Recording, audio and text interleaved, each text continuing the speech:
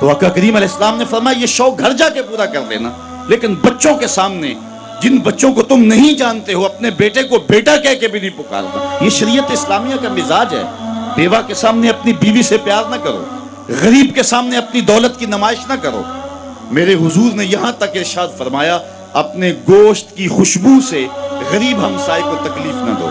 یا تو تھوڑا سا پانی زیادہ ڈال لو اور شوربے کی ایک پیالی ہمسایوں کے گھر بھی بھیج دو۔ اگر ایسا نہیں کر سکتے تو ایسے زاویے اور ایسے وقت میں کھانا پکاؤ جب غریب کے بچے سو چکے ہیں۔ اگر مزدور کے بچے ضد کر بیٹھے اور ان کا بوڑھا باپ اور مزدور اور غریب باپ ان کی ضد کو پورا نہ کر سکا، ان بلکتے ہوئے بچوں کو چپ کون کروائے گا؟ وہ کیا کسی نے کہا تھا دوپہر کو سلا دیتی ہے بچوں کو وہ اس ڈر سے گلی میں پھر کھلونے بیچنے والا نہ آ جائے۔ کبھی ہم نے ان لوگوں کے درد کو بھی سمجھا؟ ہم نے کبھی سیرت کے ان پہلوؤں پہ بھی غور کیا؟ آج ہم اپنی بیٹی کی شادی کرتے ہیں تو اس کا جہیز چارپائیوں پہ بچھا دیتے ہیں، اور ہمارے دیہاتوں میں رواج ہے کہ خاتون کو کہتے ہیں کہ جاؤ پورے محلے میں، پوری بستی میں جا کے ڈھنڈورا دے دو کہ بیٹی کا جہیز دیکھ دو۔ یار دیا تو اپنی بیٹی کو ہے اور تحفہ دے رہے ہیں، لوگوں کیوں دکھلا رہے ہیں؟ صرف داد وصول کرنے کے لیے۔ ملک صاحب نے، خان صاحب نے، چودھری صاحب نے حد کر دی، کمال کر دی، بڑا دیا، اپنی بیٹی کا گھر بھر دیا۔ یار تم نے تو داد وصول کر لی۔ چوپالوں میں، بیٹھکوں میں تذکرہ بھی چلا، تندوروں پہ عورتیں باتیں بھی کرنے لگی، تمہارے نام کے جھنڈے بھی گڑ گئے، لیکن تم نے نہ سوچا تمہاری بیٹی کا جہیز دیکھنے کے لیے یتیم بچیاں بھی آئیں، تمہاری بیٹی کا جہیز دیکھنے کے لیے اس بوڑھے مزدور کی بیٹیاں بھی آئیں جو صبح اٹھ کر کے مزدوروں والے اڈے پہ جا کے بیٹھ جاتا ہے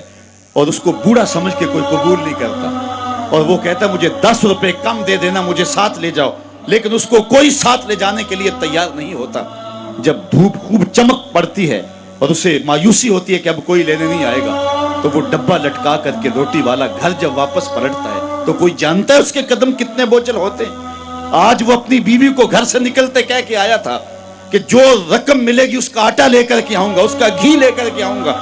آج وہ خالی ڈبہ روٹی کا واپس جب پلٹا کے لے جا رہا ہوتا ہے، اس کے لیے گھر کی دہلیز نہیں ہوتی، پلسرات ہوتی ہے،